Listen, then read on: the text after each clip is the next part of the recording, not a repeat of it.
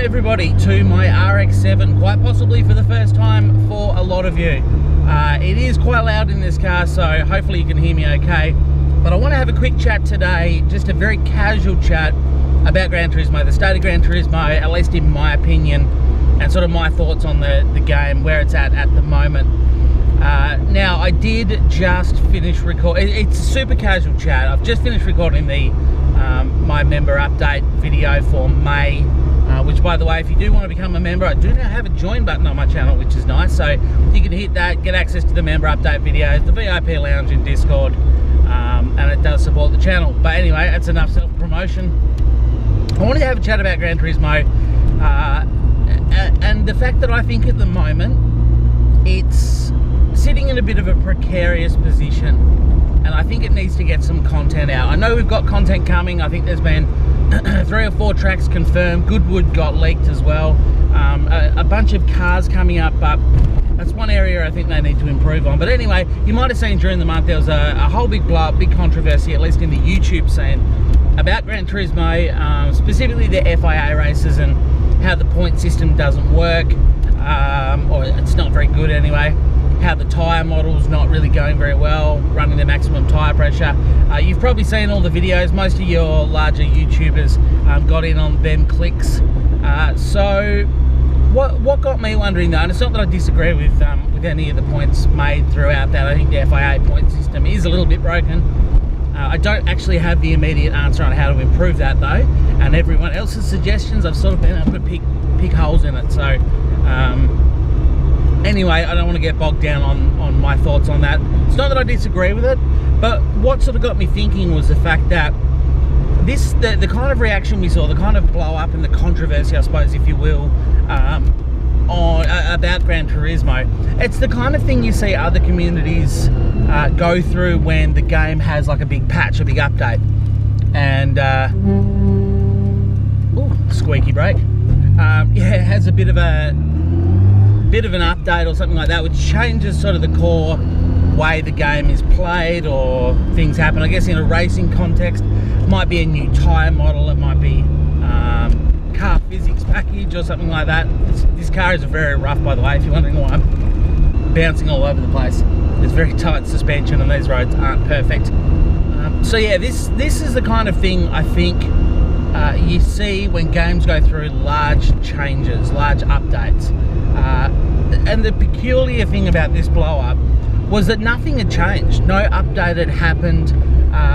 It was just during an FIA season. And I think I think part of the problem is the content creators, all of us, not singling anyone out. I think we're all getting to that stage of the game, and the people playing as well, not just content creators, the people playing, it is very repetitive at the moment. You'll have seen people tweet about it, talk about it, how your daily races really seem like they're chosen from a fairly small and select bunch of tracks and cars and things like that, or just combinations that don't really make sense and aren't fun or interesting. And I think for me, the FIAs, they ask a lot of people. So what you're saying is that we're going to run a FIA Series 2 at the same time, a Nations and a Manufacturers Cup, every Wednesday and every Saturday. So what it means is people that kind of want to do well at them, even if you don't want to do, be the best, just be quite good, you've got to put a lot of dedication, hard work and practice. You've got to sometimes do all 3 races on the evening. You've got to do all 3 time slots to try and get the maximum points. You've got to do a bunch of practice in the lead up to it. And it's something that obviously I haven't done enough practice on the FIA stuff, but even just being available on a Wednesday and Saturday night consistently can be difficult. And I have to do some practice, so I might not do enough practice, but I still have to do some. So it is kind of draining, but the biggest drain, I think, is the fact that it's never ending. So they ran the Nations Cup, the FIA Nations Cup, and then it just rolled into more Nations Cup races. Then the manufacturers, this sort of official manufacturers season started. Everything's just ongoing, and you've got all these races that people are doing, and I think people are getting burnt out. There's too much on. I don't think you can run these FIA series constantly like they are. I would, if I was Polyphonic Digital, I would seriously consider having more breaks in between them. Maybe not running the manufacturers and the nations on the same night, because it's just very difficult. You really need to focus on either one or the other. And yeah, a lot of people don't have time for it. I don't have time for it, but I just think there's always this emphasis. Half the reason why my series haven't started is because initially I kind of went, well, I don't really want it to clash with FIA. I don't want people to have to spend, you know, heaps of time over the weekend and all that sort of stuff doing FIA races, and then have to worry about squeezing my series in on a Tuesday night as well. Obviously, I want the series to be a success. I don't ever want to turn up and see that the lobbies aren't full.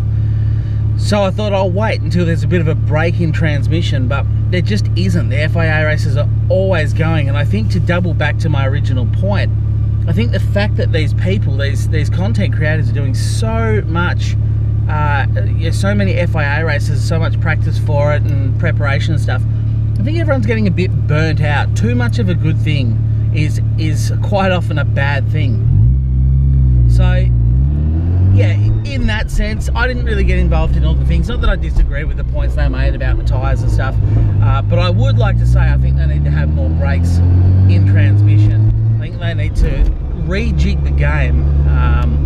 They need to make the daily races more interesting, possibly have more of them. Maybe have a weekly event. It doesn't matter. It doesn't give you any extra points. It's not an FIA sanctioned one. Just have a weekly 1 hour race or a weekly 40-minute race. Everyone can join in. The game splits everybody up. That'd be a hoot. That'd be a blast. They've kept the same formula for so damn long now, and I think that's what's starting to hurt the game. I think people are leaving far more often. It just seems like there's a lot less people watching Gran Turismo content. There's a lot less people participating in Gran Turismo stuff, and I think it's due to the game. I think it's stagnated, and that's going back to my original point about it's in a precarious position at the moment. This is very rough as well, so let's bounce through this. There we go. About the game being in a precarious position, it needs to get some more content in, and it needs to change things up. If it keeps the way it is, the way it's been for so long, I think that the game will kind of dwindle out. Now, whether or not they care, PD may not give a shit. They've proven many times they don't really listen to people. They don't really care. So maybe they don't care. They're off working on the next iteration of Gran Turismo. And they've walked away from this game, and that'll be a very sad thing if they do, because I think they've created something very good here. I think it's the closest you can get on a console to the way iRacing runs its show. It's a proper matchmaking system. It's a ranking system that actually has an effect on your races. There is no other game that offers that at the moment. There are games trying to play catch up, but not doing it very well. And Gran Turismo Sport nailed that, and to see it dwindle out, this is the kind of thing they could have really turned into a big deal, especially since Sony just announced that PS4 and PS5 are going to be cross-play compatible, so you'll be able to quite potentially race your friends on Gran Turismo Sport or Project Cars, even though they're running the next-gen console. You might still be on PS4, so it means that Gran Turismo Sport could be ported over to that. But I think they're not going to sell a great deal of copies, I wouldn't have thought, unless they give people a reason. And they need to give people a reason to stick around in the game by content and by mixing things up. Change the formula, the way that the FIA races are done. Change the way that daily races are done. Listen to your community just for 5 minutes. Just listen to some of the very good suggestions that the people on the ground, the front line, are actually talking about. We're the guys playing it. We're the guys living with the decisions that Polyphonic Digital has made. It would be nice if they just listened to us for a second and maybe change some of the way the FIA point system works. Maybe change the tyre model and the burn a bit. Extend the races. I'd love to just see some bigger events. Is the Le Mans 24-hour on? Great. That whole week we're going to have one race a night, no more. One race a night. It's an event. It doesn't count towards your FIA, and it's just a fun race. Turn up, do it, and it goes for an hour, or it goes for 2 hours, or whatever. You'll fill a lobby. If they're worried about not filling lobbies, they'll fill lobbies of people wanting to do a 2.4 hour version of the Le Mans 24 hours. You know, they absolutely will. They don't have to run ridiculous tyre numbers. Pit strategy comes into it. It'd be awesome. I mean, most people would do it, I think. So yeah, I guess it's a bit of a ramble. As I said, it was supposed to be just a casual chat. I didn't take notes. I haven't written bullet points here, but I think the controversy surprised me because it came out of nowhere. You know, it wasn't as a direct result of something that happened within the game. I think that content creators and people in general are just starting to get a bit over Gran Turismo Sport. It's stagnating. They're not making any changes. They're not listening to the community. I think they need to do those things primarily, and that will help get this game back on track. And there's so much potential for Gran Turismo Sport as its own series, and you don't need to have a Gran Turismo Sport 2 for a while. Focus on your Gran Turismo 5 or whatever the next one is, but you got to keep going with this. This is pretty much a live service game, and they still just need to do so many things. We've been complaining about a lack of qualifying in open lobby races for seemingly forever, since the game first launched.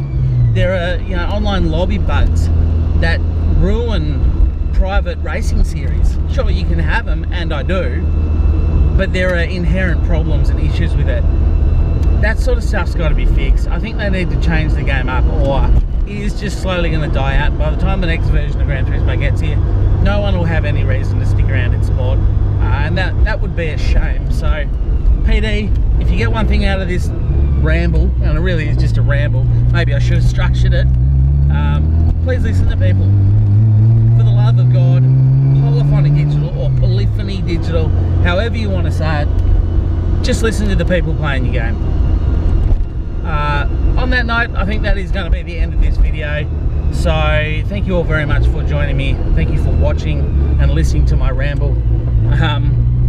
Let me know what you think in the comment section. By all means, pump it down below. What do you think? What would you like to see? You know, I guess send Polyphony Digital a message, if you will. Whatever you like, comment on the video.